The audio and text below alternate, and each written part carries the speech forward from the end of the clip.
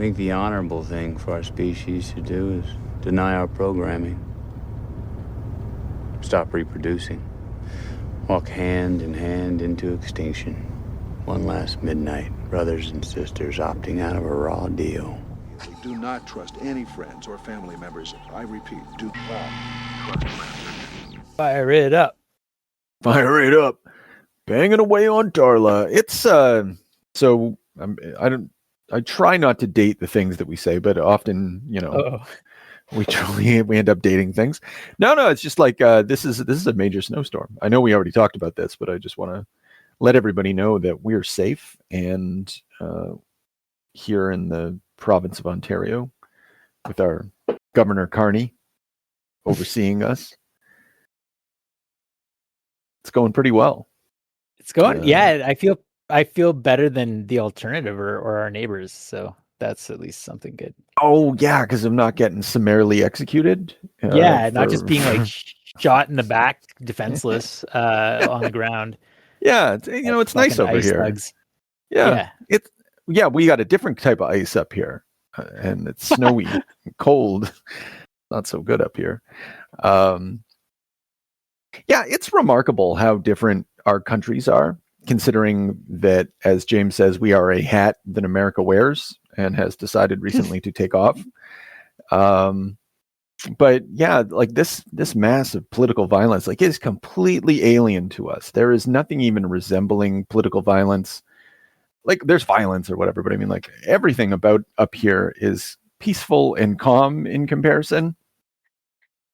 And maybe that'll stay the case, maybe it won't. But it's just strange how, like, an artificial geographical boundary actually serves as like a cultural insulator and political insulator, all that stuff. Like, borders are real. That's what I've learned. Yeah. They're very real. It is. Yeah, it's a weird. I probably have said this on the podcast before, but it is now. I feel firmly that, like, America, you don't want us as a territory, you don't want us as a colony. We're just way too different, in terms of our culture. And yeah, like, we're a giant voting bloc that is like California. Like, even the people who are flipping and saying, good if Canada was under control. No, you don't want it. Trust me. Yeah. I think that's largely right. I think even your Alberta, your prairie provinces, like, they talk a game right now because they're butthurt about the fact that their oil sucks, and that they just, like, decided that their entire province was just going to be at the mercy of the oil market, without taking any plans for the future, for diversification or anything else. And now they fucking hate us. Yeah, I guess Quebec hates us too, but that's a different thing. But in a different way. Yeah, but they're still not going to go for this bullshit. No. Fun story from this weekend was Alberta beat, like, one American senator or whatever, being like, "Yeah, like, I heard Alberta wants to separate. Why don't you just join up with us?" And, like, everybody in Alberta's like, "What? No, fuck that. Like, that's not what we're talking about. We just want to gripe. We just want to pretend that we're going to be completely independent." Yeah. Although there are, listening to media criticism, there are no shortage, particularly among post-media outlets, that and the Sun and shit like that. There's no shortage of bootlickers in the waiting up here. For sure. Within the media establishment, within, I guess, the economic, like, fucking Kevin O'Leary's showing up in movies. What the fuck? Oh, that's fucked up, man. Just to see his face out there, he's a piece of shit. Yeah. And it's that kind of guy that we do have lots of those guys here in Canada, and they're rat fucks, bunch of rat fucks. So yeah, we're like 15% rat fuck parts. But like, when you make food on an industrial process, you accept a little bit of garbage thrown in there. Like, that's basically Canada. Yeah, it's a reasonable percentage. Yeah. We're all cool with it. That's right. Even our Ezra Levant, what a guy. Just kind of put up with him. Or I guess Gavin Newsom, not Gavin Newsom. Wait, sorry. Who's the Proud Boy guy? I always think, like, Kevin. Yeah. What's his Gavin. Name? Sorry. Gavin. Okay, he's a Gavin. Anyway, whatever his fucking name is, he's one of ours.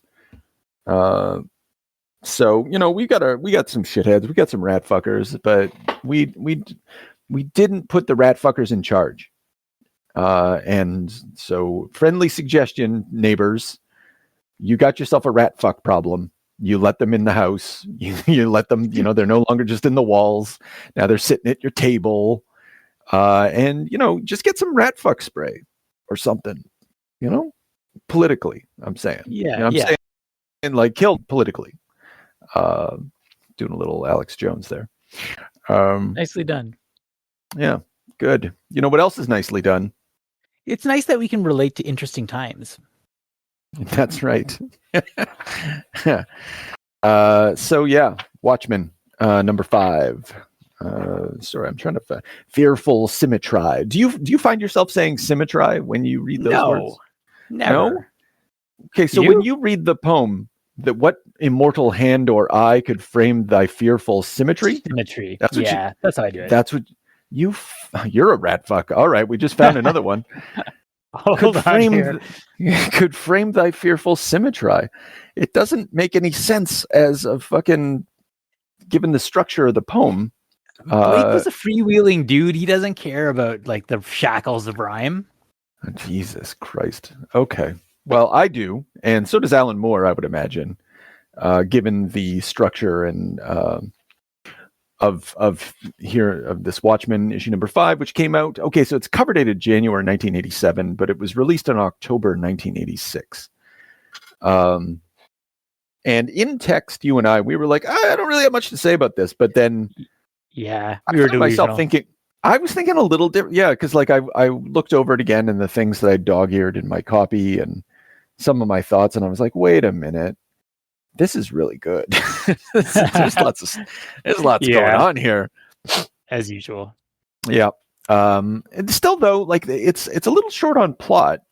It's a little short on like sort of events, but I think its formalist elements really shine through.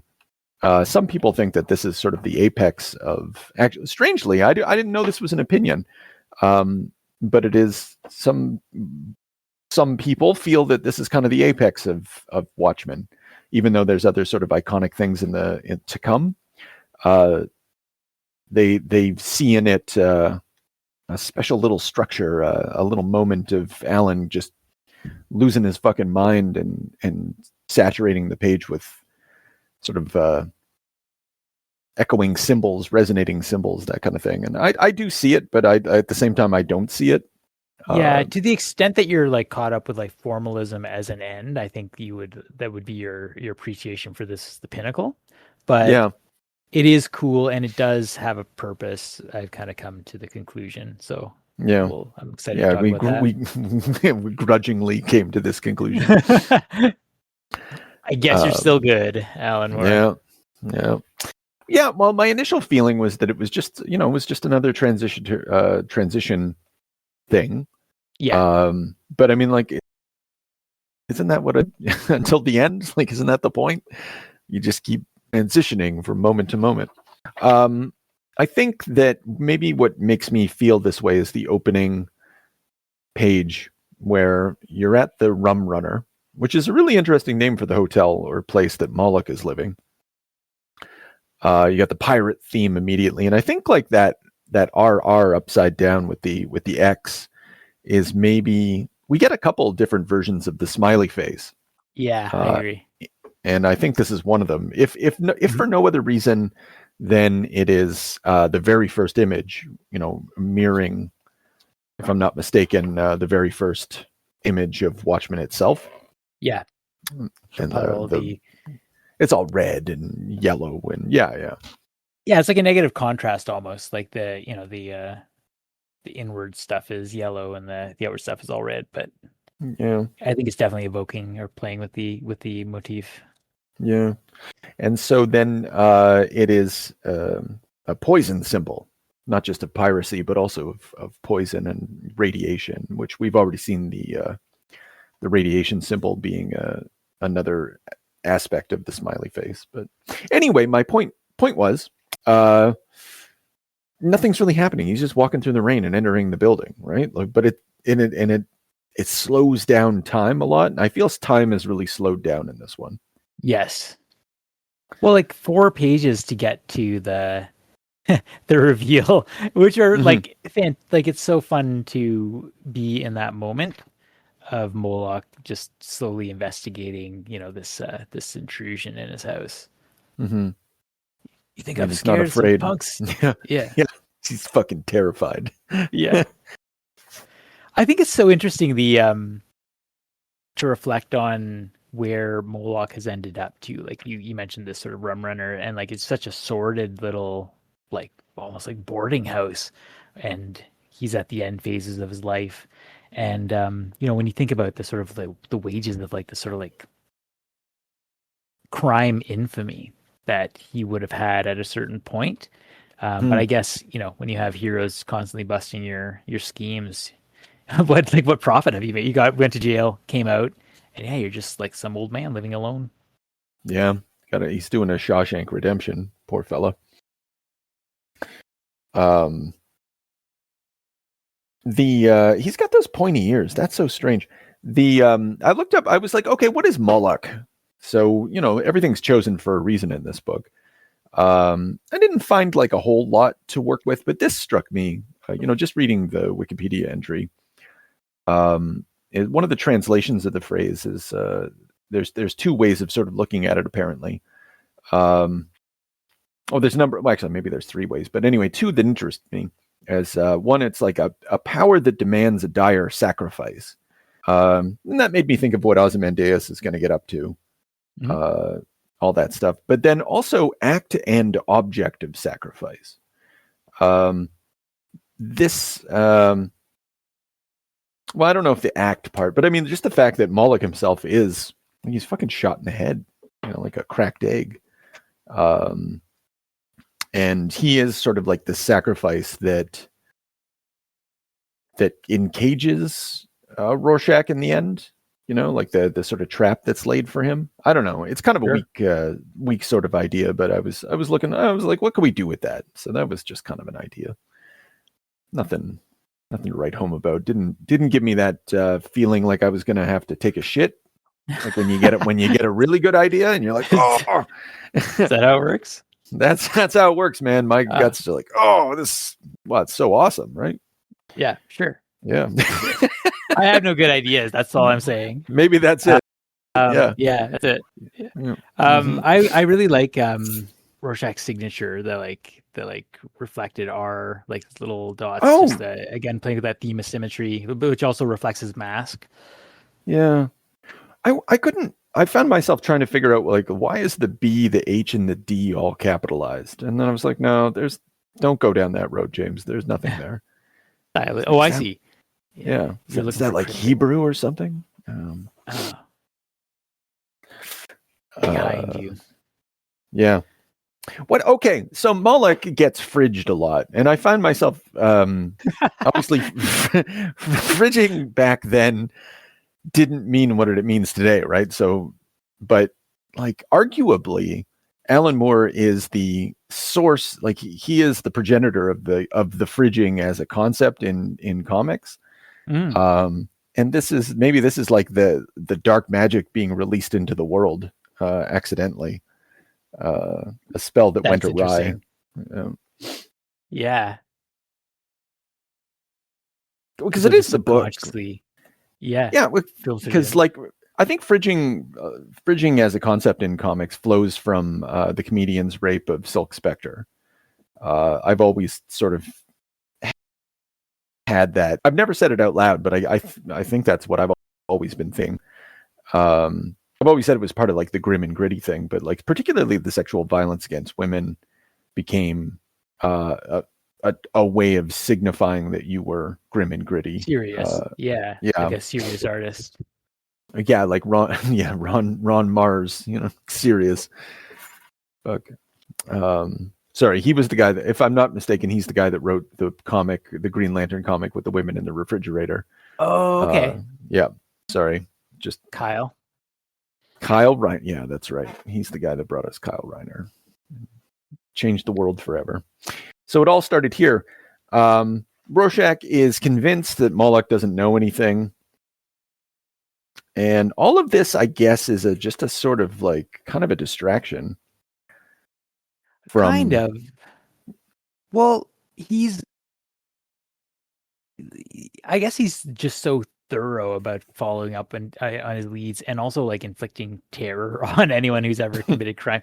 Like when you think about the way that he operates compared to the cops, is something that I was thinking about, and it is this sort of shakedown thing. It's like he's not going to plant evidence, but he is going to go through your house and like find the fact that you have like an unregistered fire alarm. I checked, very bad. And shoves him right in that fridge. Like, yeah, you should cool down. Yeah, sweating. Yeah, and I think it's another example of his petty bullshit though. Like when he was like, "Your pills, they're illegal." You're like, "Who are you, man? Yeah, stop it." Like it's hilarious how he terrorizes this guy, but it lets you in to like sort of feel like, this is fun. But like when you think about it, like this kind of behavior coming from law enforcement, it would be unacceptable, like super unacceptable. Yeah. I like he's cracking the egg onto the and just like sucks it down whole. Yeah, just like in mid interrogation. Yeah. Yeah, he's disgusting. Like later on, he's gonna put his clothes on, and he's like, my spotless mitts, and like they're like. He doesn't see himself as dirty in any respect. No. He thinks like his face is beautiful and it looks like this screaming ghost. It's really awful. Yeah. Okay. It says a lot about you, man. What? It looks like a sky. Yeah. Yeah. The first 6 pages are Rorschach and Moloch, and the last 6 pages are the same.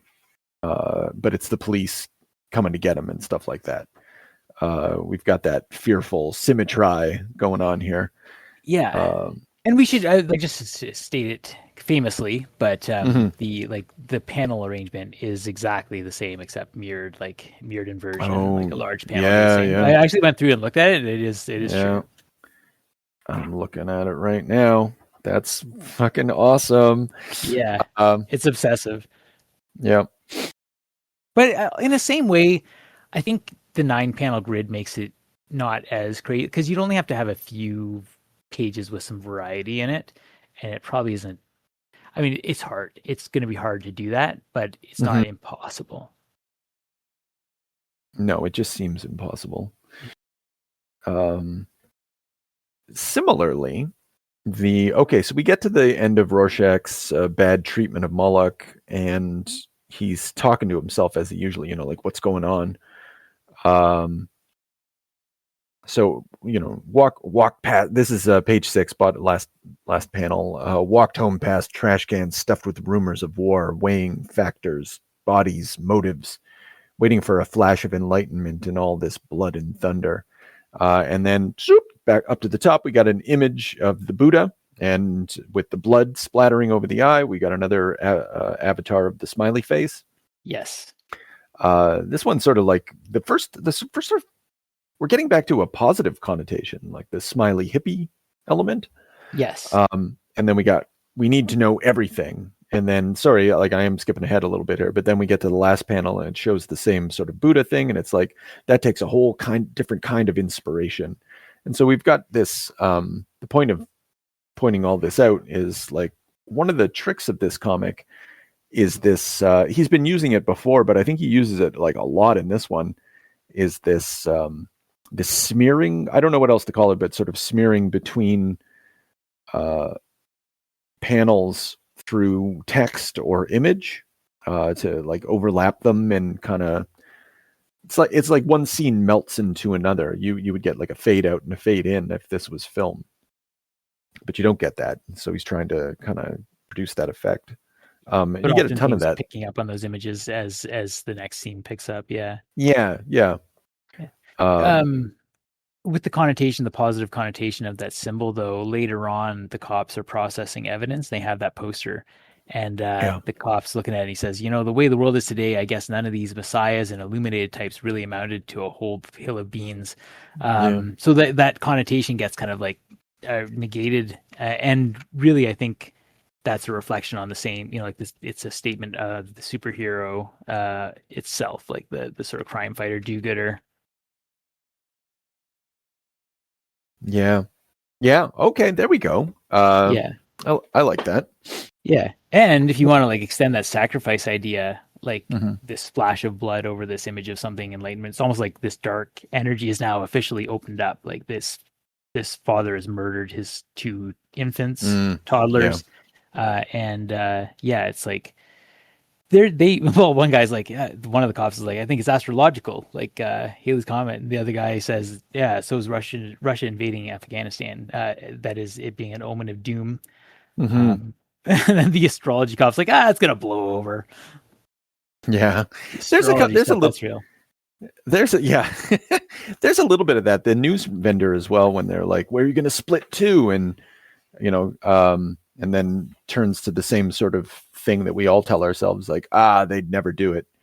So there's a turning away from revelation, or because like one thing's in definitely the case in, I don't know if it's definitely the case in Watchmen, but they're pretty close to DEFCON whatever, right? They're seriously considering nuclear exchange throughout all of this. Yeah, and more doing a little background digging, more I'm convinced now, absolutely believe that the end was nigh, and so I think that commitment to the pessimism really informs the sort of like the drive of this comic to see beyond the platitudes and the sort of like things that people say to like this, it really from the Black Freighter is an expression of it, and the sort of back material here of like that sort of the idea of the transgressive artist who becomes increasingly alienated from society because of his dark vision. Little bit of on the nose, a mirror as well. Yeah, exactly. Yeah, this is one of those times where I didn't realize. I don't really remember this, but it definitely stood out to me this time. Like this Max Shea character, and Max Shea is going to be one of the people who designed the squid. Like he's one of those lost artists. Yeah, that hint of like, like nobody knows where he went. I was like, okay, I think I see what's going on here. Yeah. And so as I understand it, like shortly after this, it's like it's almost as if Moore knew what was happening, but only expressed it subconsciously. Because it's not until after this issue, as I understand it, that Moore starts to fall out with DC, like start to fall out. One of the precipitating incidents being, I think we already talked about this last time, but they tried to sell those smiley face pins. They put out a bunch of them at some sort of convention, and they sold like 500 of them or whatever, and Moore didn't get any money for it. And he, like, I know that's kind of petty and stupid, but that's definitely one of the things that set him off. He's like, wait, what the fuck? Like what about our contract? What about our agreement? But as I understand it, there wasn't actually like a contract that would allow him to get money for that stuff. But Moore is a bit of a fool when it comes, or at least was then, perhaps still is, kind of a spit in the handshake guy. I don't want a contract. Right. That's probably a turning point for like around that time is when the sort of like the extreme marketing of properties really starts to kick in too. So I don't know if you would have had Star Wars toys and stuff like that, but yeah, he could have. It was anticipatable. I'll take that back. Yeah. Well, that there would be lots of money flowing from this, or there would be and just like the idea that they might like start to franchise it, or he helped merchandise based on it. He helped them. He wrote one of the interesting things about the DC role-playing game of this time is he contributed sections to like a source book, a Watchmen source book, and it really seriously ties into the comic. And like I actually kind of have that material. I should read it now that we're doing the Watchmen. But it kind of like expands on things apparently, maybe. But he had every idea about how these things, like when, I don't know if I'm certain you've read it, but I don't think we've ever talked about it. That Twilight of the Gods thing that he pitched. Do you remember or know about this? I knew about it at one time, but now I'm drawing a blank. Yeah, no, that's fine. But like, I just remember vividly the opening salvo of it is like, look, we could do role-playing games about this. We could do blah, blah. Like he's immediately talking about all the ways that something could be spun out into product. So like it's definitely on his mind. Interesting. Yeah. Okay. Anyway, I forgot how we ended up there. You were talking about how he definitely thought the world was coming to an end. Yes. And yes, yeah, I understand that to be the case as well. Like he was like absolutely of the opinion that like within his lifetime he would die by nuclear fire, which he's not dead yet. Still could come true. But and that dad is killed that family. What a mess.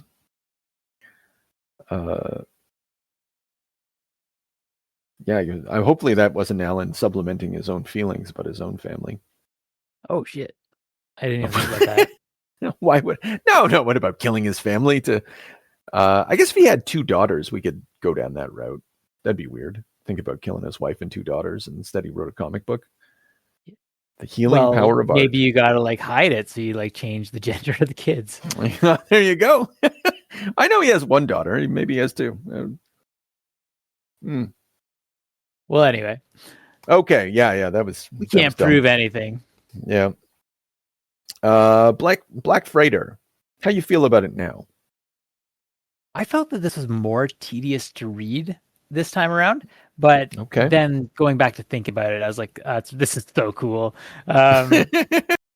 It starts a turn, and I think it starts a turn of the Black Freighter mirroring. I mean, I'm pretty sure we talked about how it did mirror the sort of moral themes the first go around, but we're really starting to like you can draw a connection to Rorschach now, and I'm going to argue that you can draw a connection to Ozymandias as well, although it's hidden, like it's because the Rorschach one is so obvious. But anyway, this sort of idea of like this the Black Raiders War. We talked about that. It's like very heavily linked to the oncoming, the tension with Russia in the initial salvo, and then through the medium of comics, the sort of simplistic good and evil, you have this guy. He's like has to get home, no matter what the cost. And he's sort of this embodiment of, I don't know, like of truth, of justice, of just trying to like save people. But the journey is hard. It's a hard journey, and the will to do it transforms him into something unrecognizable. And that is a cool sort of way to put some gloss over this whole text. Yeah. Which is exactly what the Black Freighter is. It is a gloss that, like, I referred to it as I don't even remember the word I used. It's anagogic. There we go. It has a sort of it foreshadows, it provides meaning to it. It's a way that you can interpret like a larger sort of morality to the text and a direction to the text. It does all that stuff, but yeah, it is a little. It can. I didn't find it so bad. I feel. My recollection is that it gets a little more tedious as we go along. Do you know what the problem is for me? What's that? I when I was younger, I thought everything Moore wrote was like pristine, and I do detect writing in a lot of the melodrama of the way that he writes these, the endless captions. Right. It does grate on me a little bit now. Yeah, fair, but at the same time, he is trying to affect a certain sort of pulp fiction tone to it. Comics, for sure. No, for sure. I do get that. But like, I think maybe the thing that, because you'll get a similar thing in like Swamp Thing or whatever, but maybe what the difference is like there's not much poetry to these things. Clinging to the memories of my wife's eyes, I dragged men up from underground sand, trickling from their sockets. I'm testing a theory by reading this. Humor me. Removing their clothing, I tore it into ribbons, binding them together. Yeah, it's just a description of the thing that we're looking at, and like it gives a little bit more context, but it doesn't. Sometimes when Moore has these captions, there will be, and as we've seen throughout, like this contrast of images. And what's interesting about the Black Freighter is like there's no contrasting images. You get what you get. And so it feels a little like maybe that's what's contributing to the tediousness, because like everything else is so symbolically charged. But this is kind of ironically, there we go, take a drink, the opposite of that. That's a good point. Yeah. I think I'm glad that you read that part about the clinging to the memory of my wife's eyes, because I think that's one of the things that made me think of the that journey that I was talking about. Like it's like he has this idea of something fixed in his mind, and so while he's doing that, he's like pulling corpses that he's gonna like tie together in a raft so that their gas can bloat enough for him to sail. Fucking crazy. Yeah, that's what a nightmare that would be. So I mean, yeah, this guy has earned the right to go a little bit mad on his. I love that the image at the bottom of this page where he's like just taking a big bite of that seagull. Got like filled with raw meat, gull blood caked on my chin. I drifted on towards Davistown. Nothing would take me from my home. And then you cut to the next page, and like one of those links, you have Arthur. He's eating that chicken. Yeah, just eating a chicken wing. Dan, just like his name's Dan. Dan. Sorry, yeah. I'm thinking of him like the Tick. That's where I'm getting. Yeah, that's right. Yeah. But yeah, he's like, it's just that sort of like low contrast of like, here's what Dan settled for. Like, if you're not going to be Rorschach or Ozymandias, like you're this like washed up, like, and at the very end of this panel, like we're both leftovers. Yeah. And like the way that kind of it's on the one hand it's very good, on the other hand it's very cheap, because like, okay, that transition between the end of page 9 and the beginning of page 8, kind of cool, and it does convey something. But then we get to the leftovers, and then we see the food on the table. And then there's food on the table, leftover plates in the next panel up on Rorschach's journal. But it's kind of just there for the sake of being there, like just because this is what it does. Time to transition from one dirty dish pile to another. I don't know what it does for us, right? No, that was a moving things along kind of transition for sure. Yeah. I mean, fine. Like I'm never going to complain when someone's trying to do something kind of formalistic and interesting, but you judge it on its own terms. And yeah, this page though, like the that compulsive behavior that he has to, like, he's sitting at a diner looking out the window at his corners, and he's like pouring ketchup or whatever condiment on this what is it, a napkin or whatever, like maybe a menu, like in the shape of a question mark, and then he folds it and it makes sort of like the shape of his mask and in blots. Yeah, and then the when he's pulling out his stuff, first peeled off face, folded it, hid it inside my jacket. Without my face, no one knows who I am. So creepy. Yeah, he's not a good person or a sane person, or like he's a real that identity thing, like just like how much his real self is this alter ego. And sort of again ironically, at the end when they pull off his mask and they're like kicking him like that, you goddamn queer, and it's like that is completely like, as soon as he's unmasked they're able to say that to him, and like it's clearly the opposite of like the way that he thinks. Yeah, he's wearing platform shoes or something like that. Yeah. And it's, I forget what they say, but it's like a corner where like, it's like their neighborhood or something like that. Oh, I see. Okay. Yeah, he does get brought low, but at the same time, he did he put up a hell of a fight. Oh, yeah. I love that. That was like one of the things that makes Rorschach so popular, is not only his uncompromising nature, but the way he, like Frank Castle, against the odds, will just, he's gonna bite you. He's gonna set you on fire. He's gonna do all sorts of things. And he's very calm about it, Yeah. I hope you're ready when you are. It's all That's great. improvised weapons. Yeah, it's so cool. Yeah. Now, admittedly, he does just like all for the sake of just jumping out of a window to breaking his fucking ankle or whatever. Sometimes you But- get to but- the end and you just gotta, roll the dice, Yeah. take him through a burning house.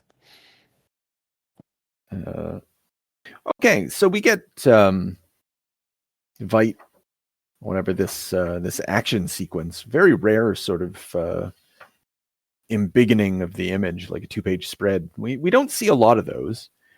Even with Dr. Manhattan doesn't even get any 2-page spreads. Now that I think about it, he'll get like I hope I'm right about that. Yeah, he gets a lot of big images, right? But no really big things like this is like ultimate shit. Yes. Widescreen behavior.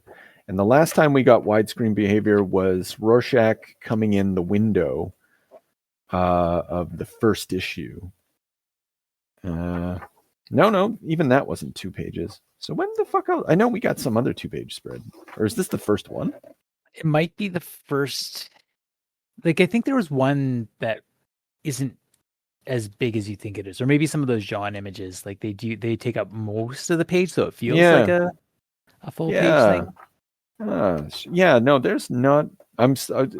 If I see one, I'll let you know. I'm slowly flipping through the book here, but this might definitely be the first one, and it's I like how Moore does this with, I guess it's on the next page after he beats the shit out of him. So maybe before we get to that, we can talk about the fearful symmetry of this, this sort of page, and like the V motion and everything. Like the action's crazy, and we get the impression that this might be the first time that we've seen him in action. Am I right about that? You're right about that. Yeah. And Deflects so a bullet with a whatever, right with a vase or whatever, like Wonder Woman style. What the fuck? And so he's a serious customer. Just like he's obviously a big rich guy, but this speaks the language of the superhero, and it kind of puts him in the category of superhero with Rorschach and Dr. Manhattan. Everyone else up until this point has just been, I guess, Dan and Laurie are kind of bums at this point. Yeah, you feel like this guy is like retired and gotten fat and like lost his edge, but really established it here. Yeah. Another version of the smiley face. There's blood that lands on his little lapel, like his rose or like a jewel. But yeah. I'd even say the V itself with in the center with the blood over it. So Vite, like either way, this page makes him an avatar of the smiley face, and maybe that in and of itself ought to just tell you who the bad guy of this story is. His dual motivations, like he is sort of a hippie guy. Like he comes to his awakening through like hashish in the desert or something. As I think we're going to learn. Sorry, I cut you off. That's okay. No, I had to stop and think about this panel because like it is like, subliminally I was like, why does he like why is this such a big action moment? Like why does he get like the double page spread? And I was like, oh shit. Like, and when I started realizing that it was a mirror and that he was at the center of it, like it is like it's placing him at the center of the story. It's almost like a foreshadowing of his true role. Like the fact that he like occupies the center space, like right smack in the middle of it.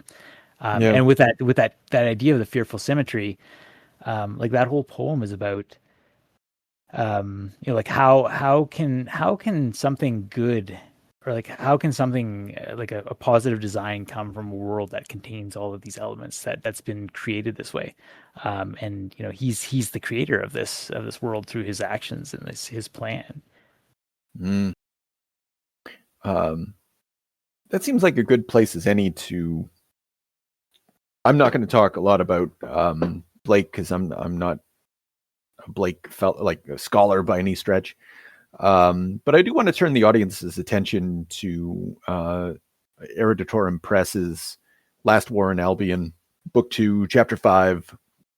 It's only online at this point. I keep waiting for it to be published, but Elizabeth Sandifer's extensive history of Alan Moore's work with the Last War in Albion is the war between Alan Moore and Grant Morrison, and it's a very thorough and interesting history of comics.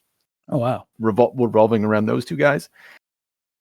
And so anyway, and the dude's also a Blake scholar, and so this holy shit, and so this is like it's very interesting bit. But so I'm just gonna, if you'll humor me, I'm just gonna read for a little bit here.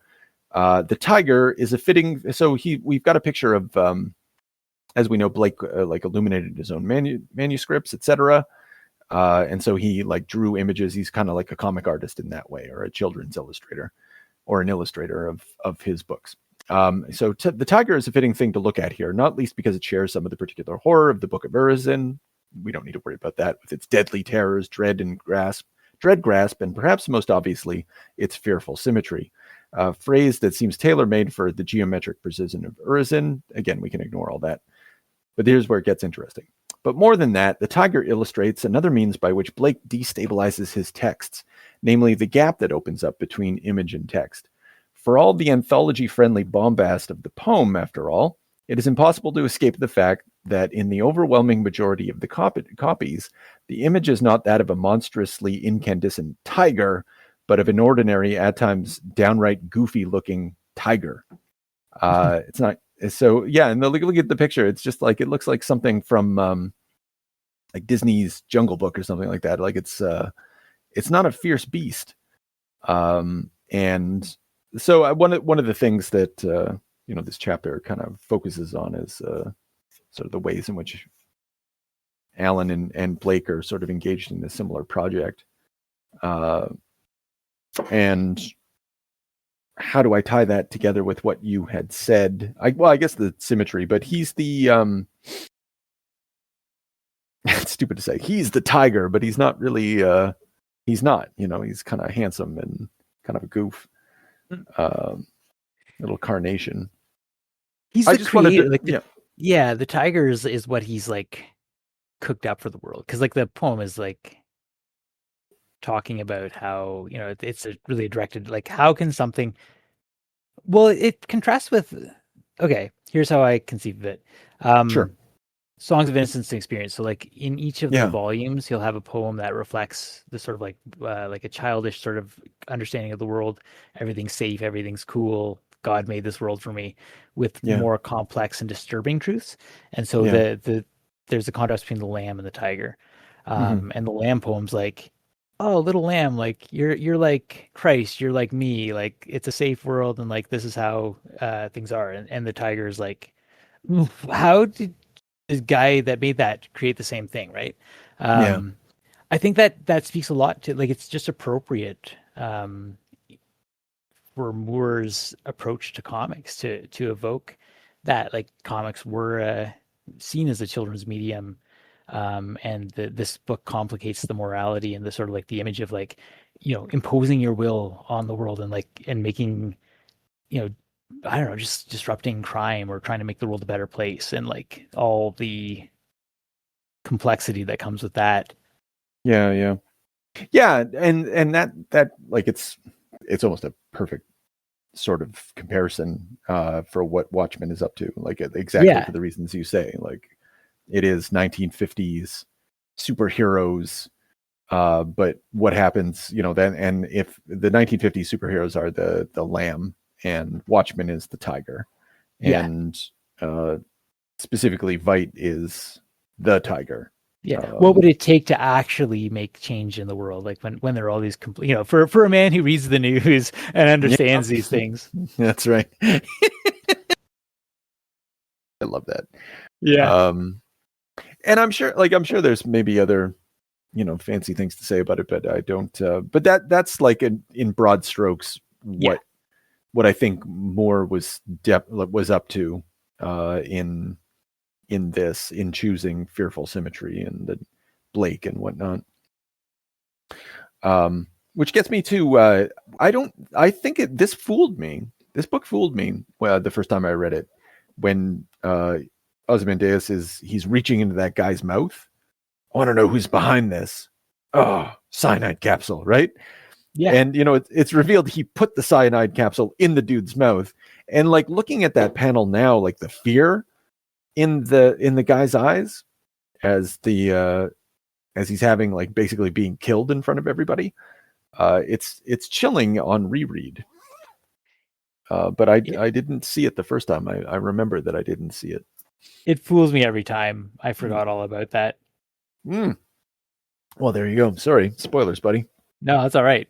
This book pays to know the ending. Like you get more out of the text once you start pulling all those threads together. Yeah.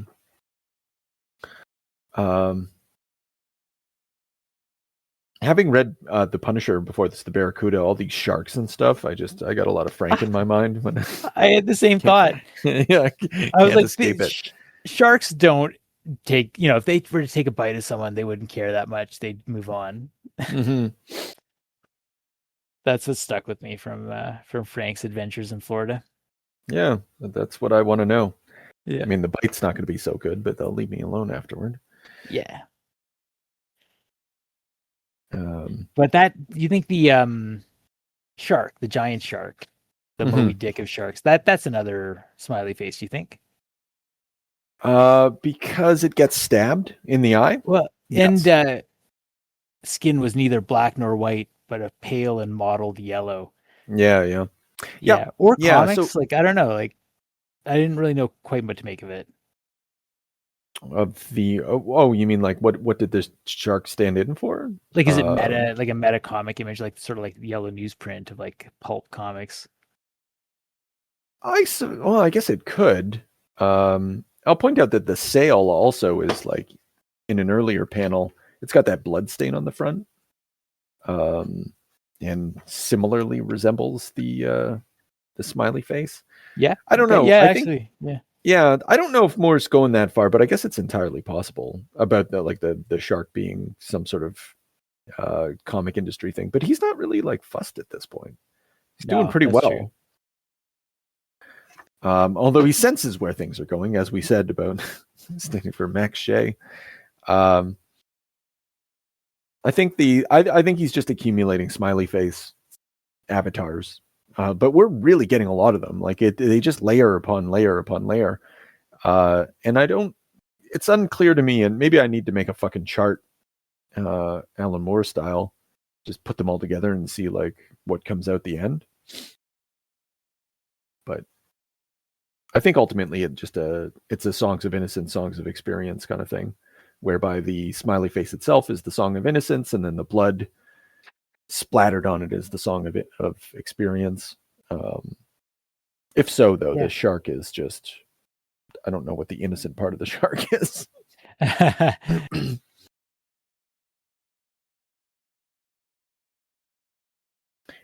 Here's a weird transition on page 21, panel 7. So he's eaten the shark or whatever that night, eating shark. I would have chuckled at the inversion of natural role. I would have chuckled at the inversion of natural roles had my parched laughter seemed so hateful. I think I read that wrong. But then, like, the contrast against that is like gay women against rape. Is this a joke? That's the inversion of natural roles. I was like, that's a weird transition, Alan. That is a weird transition. Yeah. But it does introduce the woman, who I said, the cab driver, who I said would be back. And I was right. Okay. The raft grew increasingly grotesque, reflecting my own gradual transformation. There you go. Yeah.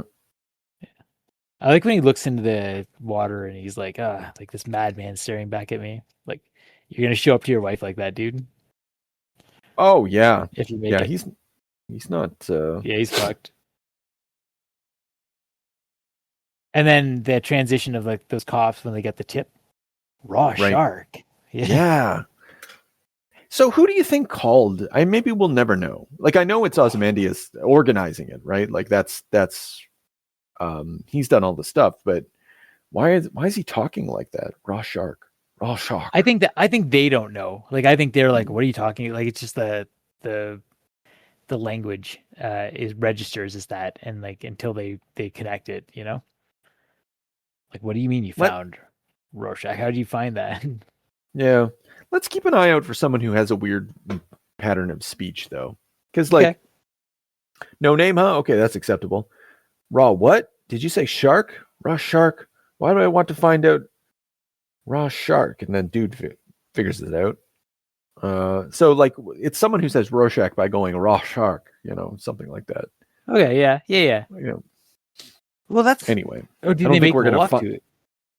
Oh, shit. Oh, well, that's the obvious explanation, isn't it? Yeah. I don't know. I just kind of assumed that he was like English-ish for some reason. Or he's got a gun in his mouth or something. Yeah, right? That's true. Yeah. I forgot about that too. And I thought that that he had shot himself, like, just to set as revenge. He's finally snapped and like shot himself to like make Rorschach take the blame. Oh man. But, that's possible. That would be hateful. I don't think that's true though. I think it is part of, like, later on it does get revealed. Yeah. I recall that it does. And besides, like, his eyes are still open. He handled that shot to the brain pretty well, all told. Like, I don't know what he got shot with. I don't think that's. I think as we like a unfortunately 38 special or something. Like, it doesn't look like a powerful gun. I don't know, man. Like, it would just fucking obliterate your goddamn face, your forehead at least. It's just so clean. Yeah. I don't even think that's a 48 special though. Then it's kind of a big one. Either way. No, wait, no. When he holds it, when Rorschach picks it up, maybe you're right. 38 special. What a beauty. What a great name. The 38 special. Yeah. Police arm. And they come in with like those are M16s. So they're coming in full on militarized here. SWAT team. Yeah, you gotta come ready if you're coming after one of these guys. Yeah. They said they sound quite nervous about it too. A whole like long preamble. I can't make any promises for your safety. Come on, let's make this nice and clean. It's like very like pleading. Mm-hmm. Weapons, yes. So yeah, he beats the shit out of them, jumps out of a window. Sets some dudes on fire. Yeah. Oh well. Yep. Fire. Shoot someone with a harpoon in the chest. Oh yeah, that's like. He comes right down the stairs too, I think. Oh, yeah, that's rough. Still living, apparently. Yeah. Got him. And then, they fucking haul him off. It is weird that the guy, when he comes in, there be tigers here, and it's spelt like the tiger. Yeah. As if to put a hat on a hat. You're like, okay. As those American cops always say. Yeah, exactly. Doesn't this remind you of William Blake? Are we the baddies? Yeah. So I maybe that brings us to that's it. Yeah. So I guess all in all, a good, better than I thought it was issue. Like, I wasn't really enthused about it while I was reading, but thinking about it, I'm just kind of, we already said this, but it came together. It's a worthy sort of follow-up to it. Like, it's not as good as The Watchmaker, but it is like you the same sort of animating force is still at play in the form of, like within the story. I'm curious if it is all downhill from here, which I find surprising. Oh, no way. Yeah. Because to me, maybe it's just me, but I've always like just been fascinated by the nihilism of the next chapter. Yeah. Yeah. Yeah, no. There's plenty of good stuff to come, but I would just wonder if he's not going to be quite as formalist. But I guess we'll see. Right. Yeah. Kind of let the belt loose a little bit and just like a thing. Yeah, just coasting. That's what this is. Yeah, it's coasting. Yeah, we're going to learn all about the history. So we're going to have an episode like, I guess it's the watchmaker for Rorschach. So maybe is that the pattern on this comic? Is like big thing transition, big thing transition, big thing transition? I feel like it is. Yeah, I'll make a prediction now. Yeah, we're hypothesizing. Because Ozymandias gets a whole chapter, doesn't he? Yeah, and Dan is going to start getting it on. I don't know, but he doesn't actually. No, I think just flipping through, I think immediately we can disprove the hypothesis. But maybe it's like big thing, transition, big thing. Okay. Or something. Maybe it's a little more staccato than we're thinking. All right. So that's that. We did it. Nothing more to be done. No, just dive into the mind of a madman next time. Tune in. Very early 1980s, which was a very overcast time politically. Most of the liberal world was watching in horror the inexorable rise of the Reagan-Thatcher right-wing fuck buddy coalition. At the same time, we had elements of fascism starting to make themselves prevalent upon the streets of Britain with the rise of the National Front. And all in all, things were looking fairly bleak. I decided that if I wanted to write about this grim present, the best way to do it was in the form of a story set in the future, which is by no means a new trick. Most dystopian science fiction is not actually about the future, it is about the times in which it was written. And the script that I came up with, V for Vendetta, was no exception.